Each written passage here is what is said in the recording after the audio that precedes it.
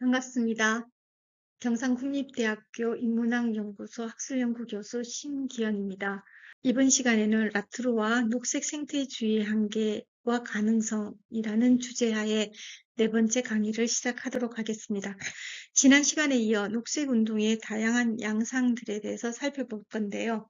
말씀드렸던 바와 같이 심층 생태주의와 녹색 평등, 그리고 사회 생태론을 중심으로 강의를 진행하도록 하겠습니다.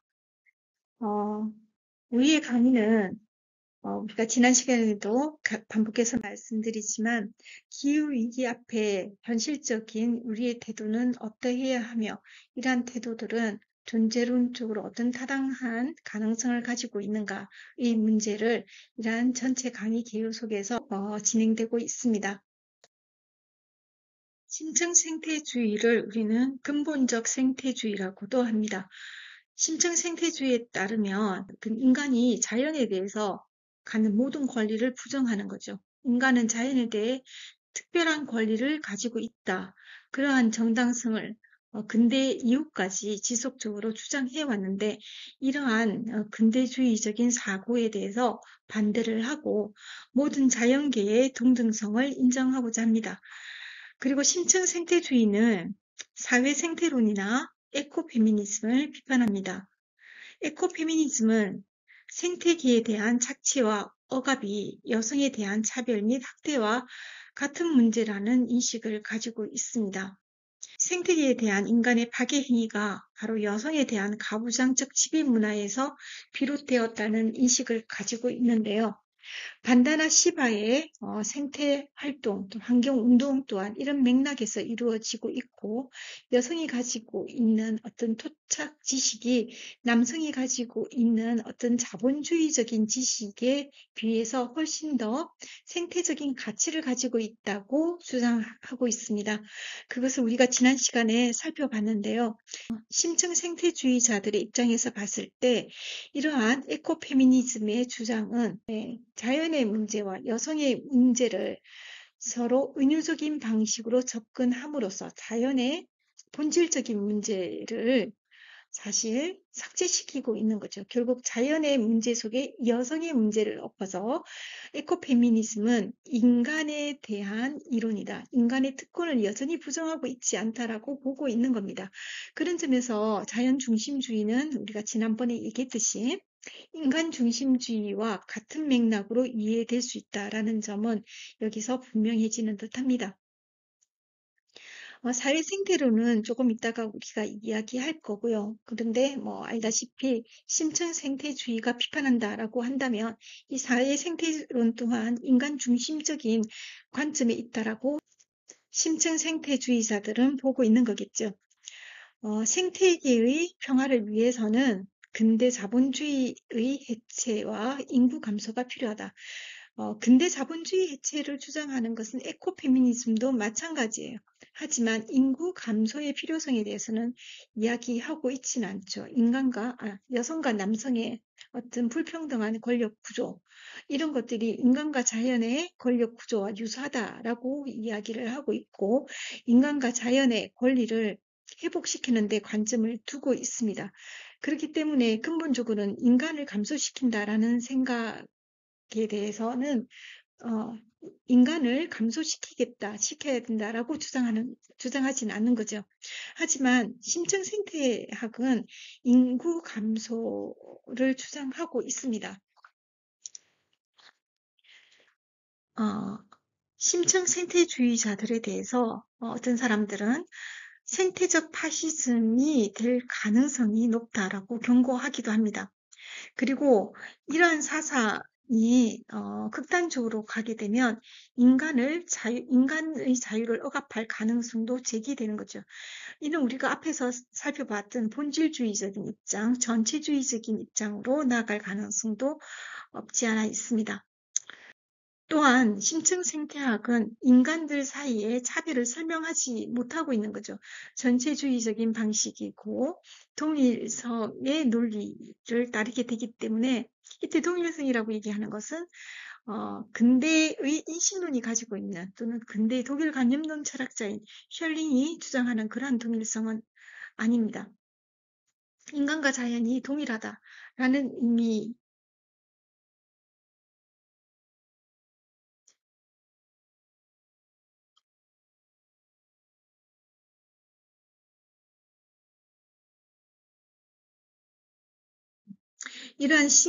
또한 심층 생태학은 인간들 사이 일을 설명하지 못하고 있죠. 왜냐하면 어, 우리가 앞서 전체주의와 본질주의에 대해서 비판을 했던 것처럼 모두가 같다, 개별성을 설명하지 못하고 있기 때문에, 그래서 앞서 어, 우리가 조금 전에 생태적 파시즘적 가능성을 배제할 수 없다라고 하고, 배제할 수 없다라고 하는 부분도 바로 이 점이라고 볼 수가 있어요.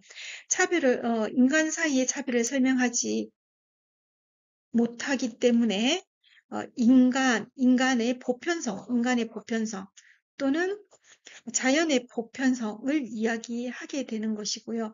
그래서 어떻게 보면 남성주의적 관점에 머무르고 있다라고 비판을 받기도 합니다. 또한 식량이나 인간 환경에 대한 어떤 실제적인 해법도 제시하기 어렵습니다. 인간 존재, 인간에 대해서 비판적인 입장을 가지고 인간은 자연 중심주의가 되어야 된다.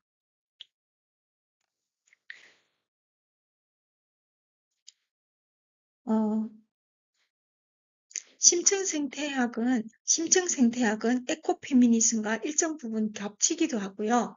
또 일정 부분, 심층 생태학과 에코페미니즘은 일정 부분 겹치기도 하지만, 어, 또 어떤 면에서는 전혀 다른 입장을 가지고 있죠. 에코페미니즘이 여성을 자연에 비유해서 자연과 마찬가지로 자연이 배제되고 착취되고 억압받는 것처럼 여성 또한 그렇다라고 주장을 하면서 이 문제를 여성의 문제로 가지고 간다. 자연을 회복하는 것은 곧 여성의 삶을 회복하는 것과 같다라는 방식으로 가는 것은 여전히 자연을 인간 삶을, 인간 삶의 불평등을 또는 인간 삶의 위기를 해소하기 위한 비유로서만 가지고 온다고 보기 때문에 실제로 비판하게 되는 거겠죠.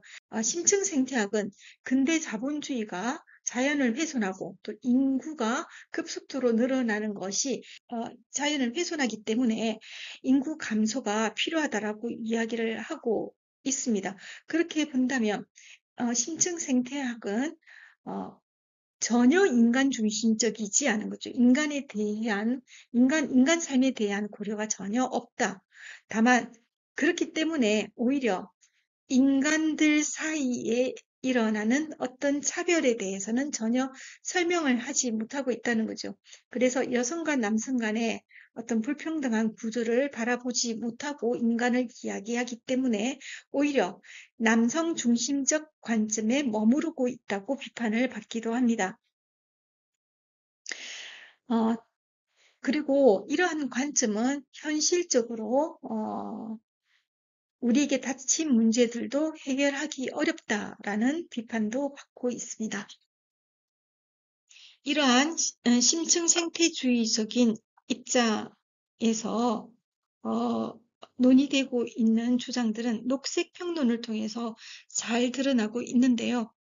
녹색평론은 생태운동가들에게 굉장히 중요한 자료로서 제공되고 있습니다. 녹색평론은 인간의 모든 개입을 부정적으로 보고 있습니다. 여기에 김종철 선생의 어떤 생태주의적인 입장이 강하게 드러나고 또 그 선생의 어떤 생태 공동체적 방식에 대한 입장들이 잘 드러나 있기 때문에 그 어느 책보다 한국적인 특징을 잘 드러내고 있다고 보여집니다. 따라서 생태주의 문제가 지역적인 입장에서 벗어나서 논의될 수 없다고 본다면 우리에게 있어서는 이 녹색평론이 제기했던 문제들이나 또는 접근 방식에 대한 어떤 비판적인 관점에서 이 문제들을 풀어나갈 필요가 있겠습니다. 녹색은 어떤 방식의 성장과도 공존할 수 없다라는 관점을 유지하고 있고 동시에 근대화를 부정하고 있습니다. 굉장히 명쾌하죠. 근대 기술을 부정하고 성장 논리와 같이 녹색 운동이 갈 수 없다라고 주장한다는 겁니다. 그래서 지속 가능한 성장이라고 말할 수는 없다는 거죠. 어떤 생태주의는 지속 가능한 성장을 이야기하게 되는데, 어, 그런 것들이 복지사회, 생태복지사회, 우리가 그 얘기를 했었죠. 우리가 앞서 녹색사회복지에 대해서 이야기를 했는데, 그때, 재난과 생태 위기에서 인간의 삶의 질을 어떻게 유지하고 또 지속 가능한 사회를 만들 것인가에 대한 관심을 가지고 있다고 이야기를 한 바 있습니다. 녹색평론은 바로 이러한 입장에 대해서 반대한다는 거죠.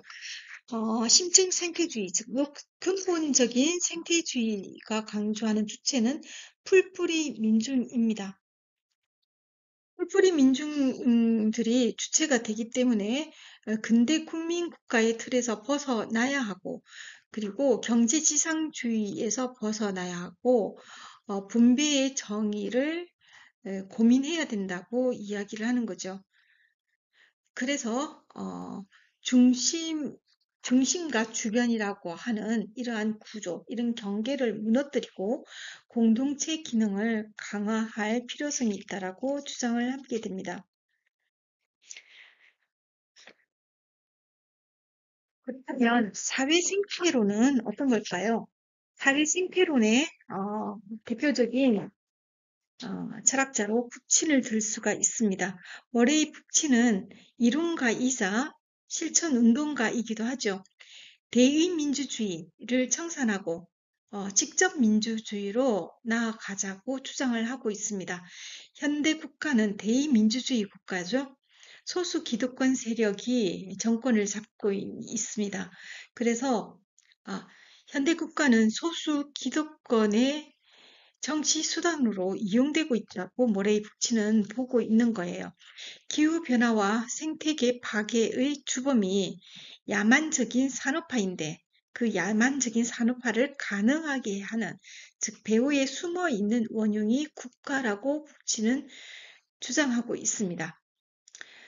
하지만 이러한 북치는 자본주의 비판에 머물러 있고 인간의 문제에 훨씬 더 관심을 많이 가지고 있기 때문에 인간종 중심주의자라고 비판을 받습니다. 그래서 북치는 자본주의적 사회 구조를 비판하고 근대 국가를 부정하기 때문에 어떻게 보면 아나키즘적 생태주의와도 맞물려 있다고 볼 수가 있습니다. 하지만 이러한 북친의 입장은 많은 사람들로 하여금 그가 인간종 중심주의자가 아닐까 이렇게 의심의 눈초리를 던지고 있는 거죠. 하지만 지금 우리가 살펴봤던 많은 생태주의자는 자연을 보호하고 자연주의적인 입장을 가지고 있다라고 하면서도 여전히 인간종 중심에서 이 문제를 풀어갈 수밖에 없었다는 것을 우리가 확인을 할 수가 있습니다. 그래서 우리는 이들이 놓치고 있는 가장 큰 문제점이 무엇인가를 살펴볼 필요가 있는데, 물론 지금 우리는 존재론적인 문제에서 이 문제를 해결하려 하기보다는 라투르의 어떤 정치적인 문제의 입장에서 이 문제들을 살펴보는 것이 더 중요하다고 생각을 하고 있습니다. 그래서 존재론적인 측면의 문제는 다음에 우리가 다른 주제로 이야기를 할 때 좀 더 구체적으로 다뤄보도록 하겠습니다. 물론 그렇다고 해서 이제 라투르의 이러한 생태주의적인 입장이 완전히 존재론적인 문제를 벗어나서 이야기하고 있다고 보기도 어렵기 때문에 이 강의를 들으면서 여러분들은 무엇이 문제인가를 같이 한번 생각해 보기를 바랍니다.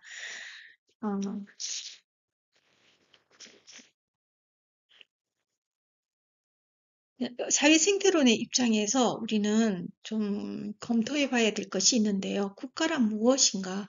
우리에게 국가란 과연 필요한가? 아나키즘적인 이 주장에 대해서 굉장히 현실적이지 못하다라고 하는 비판도 받고 있기 때문에 우리에게 국가란 무엇인가에 대한 근원적인 질문이 필요합니다.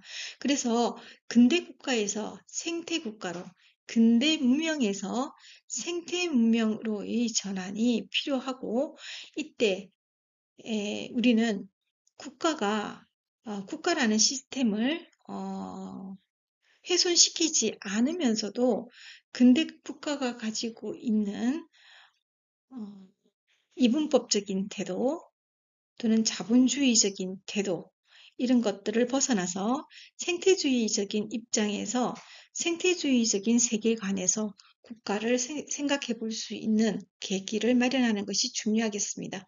또한 근대 문명은 자연과 대립적인 관계에 있었다면 생태 문명은 대립이 아닌 인간과 자연과 문화가 서로 연결되어 있고 얽혀되어 있다는 것을 생각할 필요가 있죠. 그래서 우리에게는 새로운 패러다임으로의 전환이 필요합니다.